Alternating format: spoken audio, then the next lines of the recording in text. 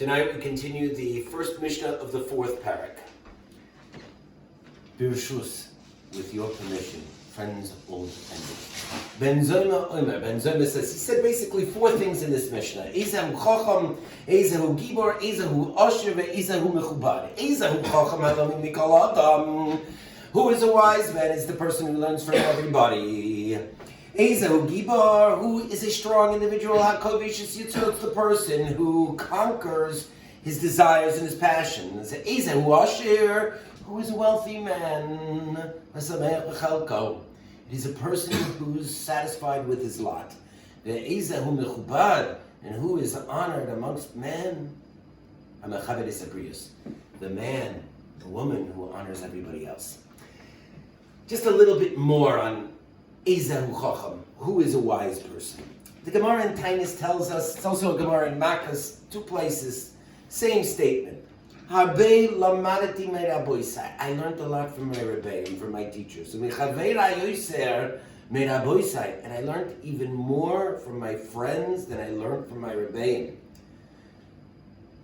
And the adage concludes, Umi talmidai yoser mekulam. And for my students, I learned more than either my friends or my Rebbe. This comes to teach us this statement. It's not that you can only learn from your friends and only learn from your Rebbe. You can even learn from your students too. Now, when he says Eizehu Chacham, Halomed Mikol Adam, everybody says the following. Almost everybody, universally, in all of the commentaries on Pirkei. What is the greatest accolade of a Torah scholar?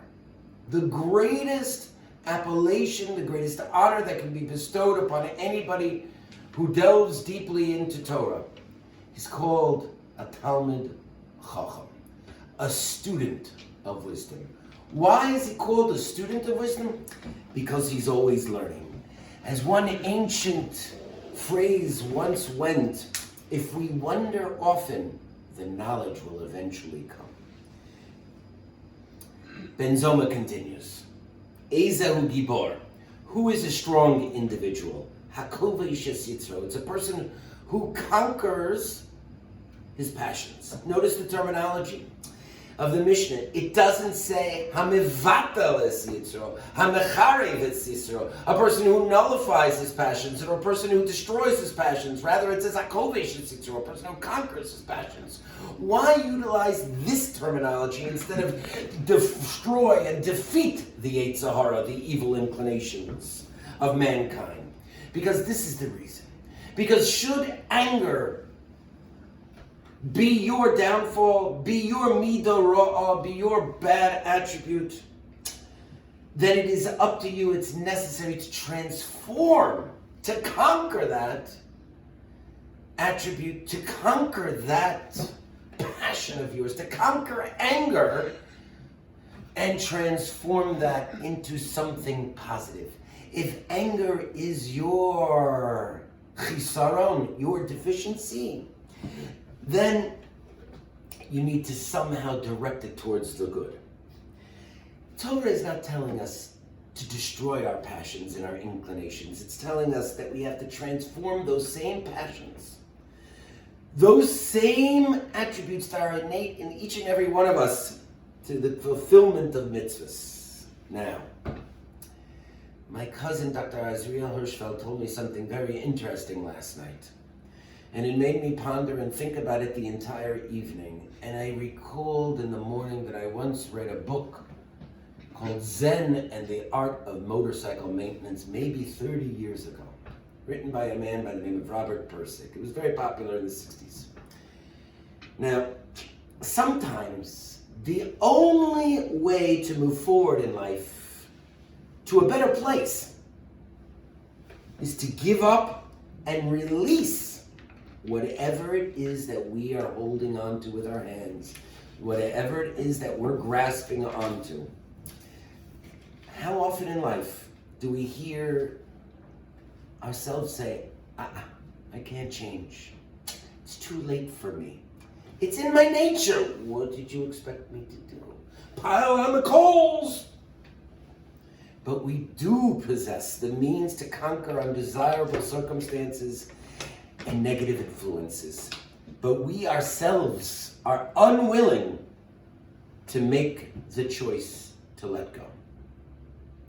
We are caught in what's called the proverbial or literal monkey trap. Now you see, the monkey trap is an ingenious device that's used by natives of indigenous populations to capture monkeys.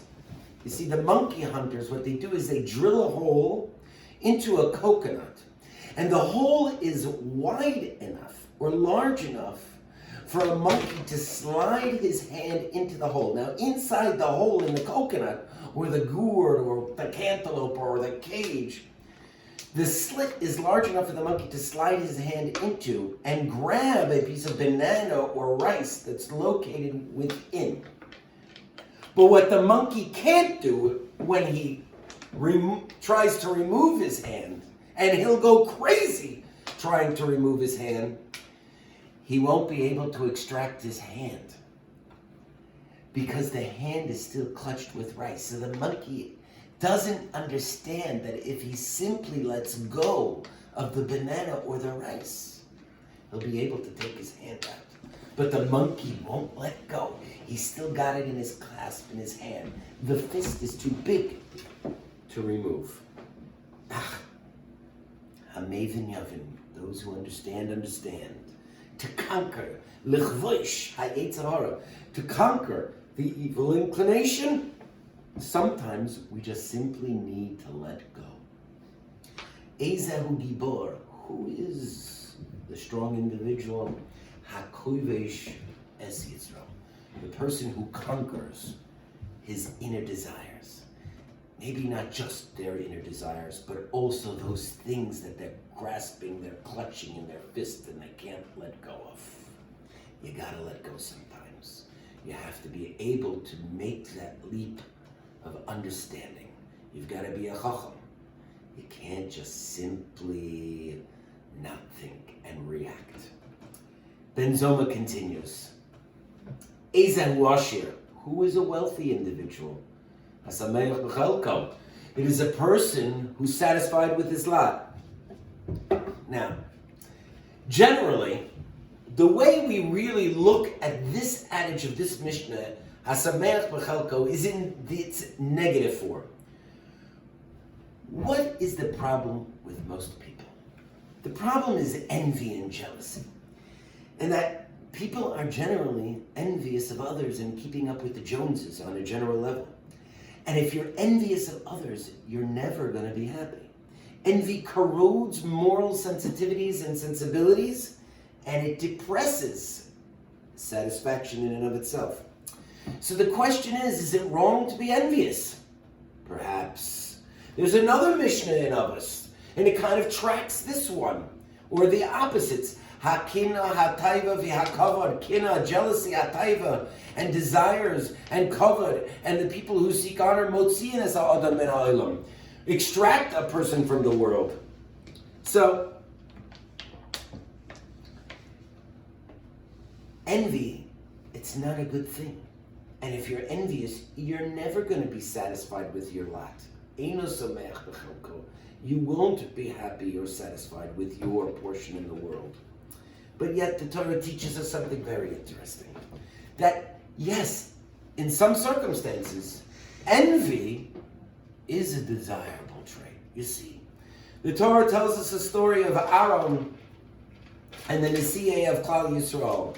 All of the Nesi'im of Klal Yisrael, all of the princes of Israel, the heads of the tribes of all the Shvatim were bringing karbanos in dedication and in honor of the new tabernacle to be built.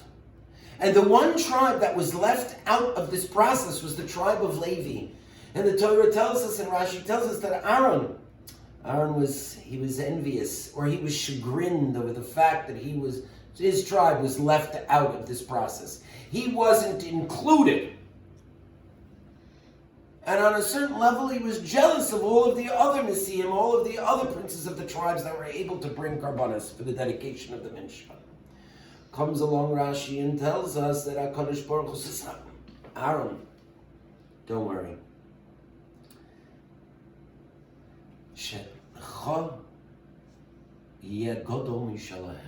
That your portion will be greater than theirs. That you will light and kindle the menorah forever and ever. What does it come to teach us, this story? It comes to teach us that if you have kinas soifrim, if you have jealousy of other people's mitzvahs, that guy, he's a great tzedakah guy. That guy is a great Talmid Chacham. That's allowed.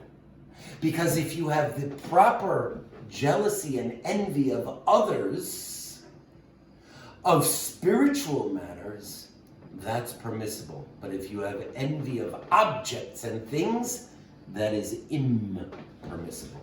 Eizehu Ashir hasameach b'chelko. Who is wealthy? He who is satisfied with his lot. It's not just merely, those are only those things that are objects of desire. But if your object of desire is spirituality, then envy is not an issue. And comes along Ben Zoma in the end of his last of his phrases here, and he says, Eizeh Mechubad, who is honored? The person who honors all mankind. Now, we're now in the time of Sphere. And during this period of time, we observe a quasi-mourning state. And the reason we observe this quasi-mourning state is because the Talmidim of Rabbi Akiva Lunagu Kavod Ben Zelezeh. They didn't honor their fellow man. Why? Let's go through the statements of Ben Zoma.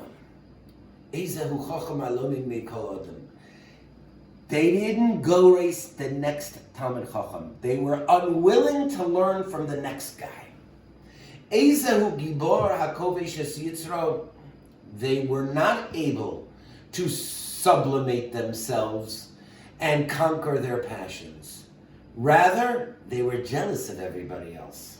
And not just on a Torah level. Because the jealousy led to the last statement of Ben Zoma. Eizehu Mechubad HaMechabed Isabrias. They couldn't be Mechabed the next guy. And because they weren't able to honor the next guy, they all died out. Now what is honor? What is it? Can honor set a leg? No. Or an arm? No. Or take away the grief of a wound? No. Honor hath no skill in surgery then? No. What is honor? Just a word. What is it? That word honor. Air. Who hath it?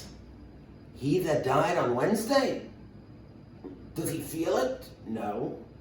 Does he hear it? No. It is insensible to the dead. Will it live with the living? No. None of it. Honor is a mere scutcheon. And so ends my catechism. So saith Falstaff in Henry IV by Shakespeare. But if you do desire honor, then take a playbook out of HaKadosh Baruch Hu's dictums. Lama nikru HaKadosh Baruch Hu melech hakavod. Why was God called the King of Honor? Shehu cholek kavod liyerav. That he dispenses kavod and honor to those who fear him. Ketzad. How so, the Medrash Rabbah tells us? How does HaKadosh Baruch Hu mechalek kavod l'reyev? Melech basav adam, a king of blood and flesh, ein roichven al susav ein yoshven al kiso. A king of flesh and blood, you don't sit in his place, and you don't ride upon his horse. Aval HaKadosh Baruch Hu, but God, Heishiv l'shlomo al kiso. God, he sat Shlomo on his throne. If you want honor, then be like God. Be mechabed everybody. Good night.